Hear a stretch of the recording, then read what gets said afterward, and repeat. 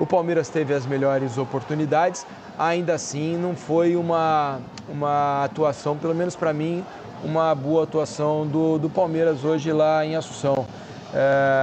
O Palmeiras consegue de novo decidir numa bola parada, é impressionante o que o Gustavo Gomes faz. Aliás, tem um dado impressionante, o Gustavo Gomes o único, acho que é essa, só não sei se eu vou errar aqui, mas acho que é o único jogador a marcar em 8 edições seguidas de Libertadores, marcar gol em 8 edições seguidas de Libertadores. Eu acho que é isso, não sei se é o único ou é o único zagueiro, mas ele já marca em 8 edições seguidas, um zagueiro, né? E a bola parada do Palmeiras é um negócio impressionante. 9. No segundo tempo, 9 o quê? 9 Libertadores consecutivas. Marcando gols, né? Exato. É impressionante para zagueiro, e no segundo tempo quase ele faz o segundo, né? Porque ele tem mais uma chance e cabeceia para fora. O que é que você achou dessa classificação do Palmeiras hoje, ô Mansur? Achei uma atuação competente do Palmeiras. Competente, Porque o jogo, era difícil que o jogo se tornasse um jogo mais agradável de ver, técnico. Primeiro, assim, chovia, né? Teve muita chuva. Especialmente o segundo tempo, né? E o tipo de proposta que as duas equipes tinham. Eram times com sistemas táticos absolutamente iguais e os dois propondo marcações individuais com encaixe e perseguição todos os 90 minutos do jogo. Então, o jogo se convertia em 10 duelos pelo campo, né?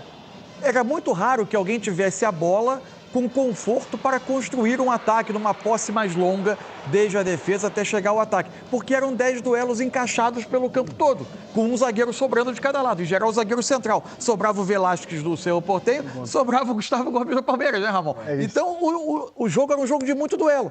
Tanto que o gol do Palmeiras, o Palmeiras tinha uma maneira para tentar desequilibrar o jogo. O Palmeiras tinha a pressão, o Arias tentava evitar que a bola chegasse ao Gamarra, que era o primeiro volante do Cerro Porteño, e a partir daí tentar uma retomada rápida, obrigar o Cerro Porteño a chutar e o Palmeiras tentar fazer essa retomada rápida e sair com algum espaço para o campo de ataque. Ou então o gol ia sair num lance de uma vitória pessoal.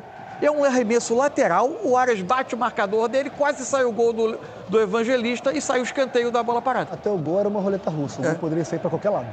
Porque o jogo, assim, é isso. Eu acho que, assim, aquela velha frase que a gente usa muito no futebol das maneiras de se ganhar o jogo. Se me perguntarem, Ramon, você gosta dessa maneira de perseguições individuais? Eu não gosto. Se eu fosse técnico, eu utilizaria? Possivelmente não.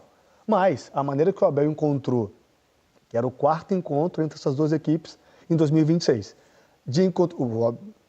O Abel joga dessa maneira de perseguição há anos, né? No Palmeiras. Então, assim, encontrou uma equipe que joga igual a ele. A maneira de você vencer um jogo eliminatório é, de fato, duelando, batalhando na força, na intensidade, em vencer duelo. E foi essa maneira que o jogo se desenvolveu. A bola ficava no zagueiro, ninguém pressionava por quê? Com medo de dar a bola na profundidade, né, para ficar correndo de costas, porque os dois times tinham isso para fazer, ou num jogo apoiado de dinâmica de terceiro homem. O passe entrar por dentro, um escorar para quem vem de frente, e aí, com perseguições, com um desvencilho, abre um clarão para quem está conduzindo a bola, e aí é um efeito dominó, né? Vai caindo, vai ter um espaço do outro lado, você vai fazer conseguir a bola chegar lá, e aí, meu irmão, é um caos. Ou é bola na área, ou é finalização, enfim, é como esse jogo se desenvolveu. Então, os dois times, bola no pé do Gustavo Gomes, ninguém pressionava. O Cerro Porteño não se movia. Exato. Gustavo Gomes e Carlos Miguel. Até porque eles sabem que com bola o pior jogador do Palmeiras é o Gustavo Gomes. Isso, né? Tecnicamente. O Gustavo Gomes, tecnicamente, é o pior jogador, que tem menos condições de dar um passe. Aquele defendendo, ele é fora do comum. Teve alguns raros momentos no jogo, no primeiro tempo, em que a bola, por alguma razão, o Palmeiras conseguiu atrair a pressão do Cerro para o Gomes. E aí o zagueiro que estava pelo lado, fosse o Murilo, fosse o Barbosa, mas mais vezes o Murilo, saía em condução. Aí quando ele saía correndo, ele obrigava em algum momento, porque ele é mais técnico, tem mais qualidade, obrigava alguém a vir marcá-lo, ele encontrava um homem livre.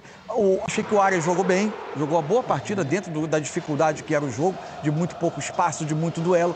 Ele foi bem e acho que... Por que eu falei que foi uma atuação competente? O Palmeiras estava num estádio muito cheio, um campo que era difícil de jogar, um adversário super motivado, muito físico, E o Palmeiras encarou esse tipo de jogo e, além desse susto, não tomou outro. Não. Mas tem uma questão, né, Mansur, que o Ramon falou ali sobre o jogo de duelos, de jogo físico. E quando o jogo vai para esse lado, físico, de duelo, é difícil ganhar do Palmeiras. É. O Palmeiras tem um time que é um time muito... Você pode reclamar. Esse foi o lance aí, que o Arias ganhou no arremesso lateral, cruzou para trás, zagueiro, e aí da saiu o linha, gol. praticamente, né? O Palmeiras tem um time... Você pode reclamar do Palmeiras de 1000 coisas, mas a torcida jamais vai poder dizer que esse time é de um time de jogadores vagabundos, jogadores que não correm, jogadores que não brigam, jogadores que não se dedicam. Porque o que esse time do Palmeiras se doa em campo, faz de tudo que é possível. Ganhar o Se jogo, tecnicamente não está bem, o que esse time corre, o que esse time batalha, dá carrinho e tenta vencer o jogo a forceps, é incrível. Ele não vende jogo barato. Né? Você ter uma comissão técnica tanto tempo. Pois é. Conseguindo motivar de novo. O Palmeiras está aí competindo, já está nas quartas da Libertadores, né, Mansur? Está de novo nas quartas. O Muricy sempre dizia isso. Ganhar, beleza, é ok, já é difícil. Mas é mais difícil ainda você continuar ganhando.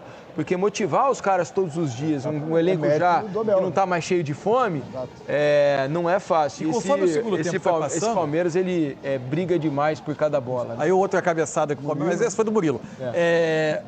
Conforme o jogo foi passando, estava claro que o Cerro já não sustentava mais do Gustavo. Que o Cerro já não sustentava mais o jogo contra o Palmeiras, o enfrentamento. Esse lance eu fiquei em dúvida, mas aparentemente não foi pênalti. Eu estava até conversando com o PC ali em cima, Mansur, Ramon e amigos do Troca. Eu achei um lance muito semelhante ao de ontem, do Fluminense. E veja como tivemos interpretações diferentes. Né? No jogo do Fluminense ontem foi marcado o pênalti contra o Fluminense. Para mim, a favor dos dois Exato. E hoje, a favor do Palmeiras, um lance muito similar. Eu acho que os dois estão com o braço em posição normal ali, né? O braço para baixo. Estava recolhendo, né? Isso. Acho que em nenhum dos dois casos o pênalti aconteceu. Mas no jogo de ontem foi marcado com o auxílio do VAR, hoje não foi. É claro que o futebol, a gente não consegue ter uma uniformidade nas decisões, porque são árbitros diferentes, são cabeças diferentes. Maneiras de pensar diferentes. Eu vejo de um jeito um lance, você vê de outro, o Ramon de uma outra maneira. É muito difícil ter uniformidade de decisões, mas é preciso pelo menos ter um parâmetro, um direcionamento, para a gente entender o que está sendo marcado ou não, quando o VAR tem que chamar ou quando não tem. Diniz, os jogadores, as comissões e as torcidas não sabem o que é mão. A regra, ela tá assim, ela é completamente interpretativa. Por exemplo, imagina se ontem eu acho que foi pênalti, e hoje eu chego não, para mim não é pênalti. Bem, eu estaria errado? Eu estaria certo? E pode acontecer. Porque foi marcado ontem e hoje não. Você pode ver uma certa diferença entre um lance e outro. É meio subjetivo, não tem jeito, né? Há um esforço para tentar tirar a subjetividade e começar a dar tiques, né? O braço ampliou o corpo, distância, força, uma série de questões que você avalia. Eu acho que os dois lances não preenchem para que sejam pênaltis. Acho que a questão de uniformização é um drama mundial. A Copa do Mundo mostrou. Ninguém está conseguindo vencer esse desafio. Não. Acho que ele é um desafio, mas fica ruim na mesma competição, dois lances, um dia depois do outro. Pois é. E você ter decisões tão diferentes. O que será que Abel Ferreira achou do jogo, da classificação do Palmeiras, hein? O treinador Alviverde falou e a gente mostra aqui para você. E eu vou fazer aqui uma provocação, mas não é para ti, é para os teus colegas. Nós já estamos habituados à pressão da imprensa brasileira e, portanto, para nós, claro que sabemos que este era um jogo que podia definir o momento de uma época. Mas a verdade é que são poucas as equipas no futebol brasileiro que estão em todas as competições. Muito poucas as equipas estão em todas as competições. E vocês sabem que este Palmeiras que vocês veem agora, desde 2020, vocês olham para as caras e nós tivemos a capacidade de transformar uma equipa super ganhadora, valorizar não só o futebol brasileiro, mas também os títulos que arrecadamos para o nosso clube, a aposta que fazemos nos jovens jogadores, como ainda hoje vocês viram num jogo determinante meter o Luís, e pouca gente fala disso. Pouca gente, ou a maior parte dos teus colegas, tem uns que eu admiro pela crítica construtiva, porque faz sentido. mas tem outros que qualquer dia vou ter que começar a pôr os nomes, porque eles falam, eu não estou a falar para ti, pôr os nomes, porque vocês, ou muitos de vocês, não merecem que eu diga à imprensa, porque há muitos que precisam ser substituídos pela forma como falam, pela forma como prejudicam, pela forma como intoxicam o futebol brasileiro. Mas, como tu disseste bem, momento de pressão. Este é um grupo que anda a crescer, é um grupo que tem muito talento, mas ainda não tem a capacidade de sofrimento que essa equipa, que quando eu apanhei não tinha tanto talento, mas tinha esse esforço, essa vontade, tal e qual como tenho aqui o Cerro Porteño. O que não tem de talento, como tem o Palmeiras, sobra de entrega e de intensidade.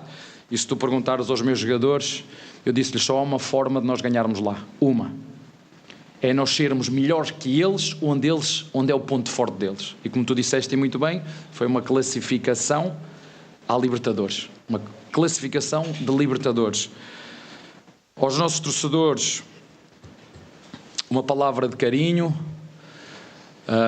uma palavra de estejam juntos. É sobretudo nos momentos difíceis em que nós percebemos aqueles que falam a verdade e aqueles que procuram confusões em tudo, que o treinador vai sair, que o treinador pediu demissão, que os jogadores isto e que os jogadores aquilo.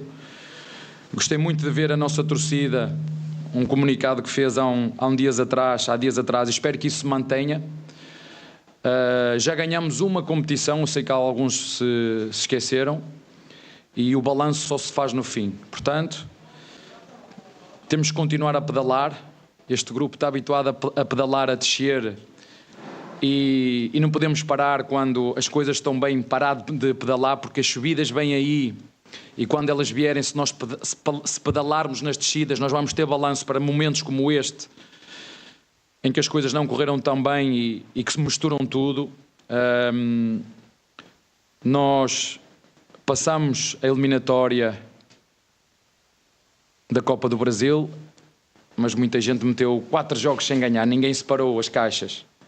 Nós empatamos 2 jogos para o campeonato e perdemos 2, mas já alguém olhou para a tabela classificativa? Já alguém perguntou quão difícil é o futebol brasileiro ao longo de toda a temporada, uma temporada difícil, desgastante, onde muitas vezes não há tempo para descansar, não há tempo para treinar? Alguém pensa nisso? E outra, só para terminar, o treinador do Palmeiras não é só avaliado pelos resultados. O treinador do Palmeiras não é só, dentro do clube, não é só avaliado pelos resultados. É avaliado pelos processos, pela valorização dos atletas. E por falar de atletas, queria dizer ao João Gabriel, que foi o líder dos jogadores que estiveram connosco a preparar esta eliminatória, que o bónus para vocês foi dobrado. Não é para ganhar esse bom dobrado. Então, meu nome não é João Gabriel, mas gostaria de ser o João Gabriel. Agora, quem é o João Gabriel? Deve ser scout, não? Ou... Pois é, não entendi não. Mas o fato é que ele colocou mais um menino em campo hoje, né? Colocou o Luiz Pacheco para jogar na parte final do jogo. O Abel, né, sempre gosta de passar o recado dele ali, né? Às vezes ele escolhe um alvo. Agora, fato é que o time dele foi competente para passar mais uma vez, como de praxe, né? Como de praxe nos últimos anos, o Palmeiras está nas quartas de final da Libertadores, certo?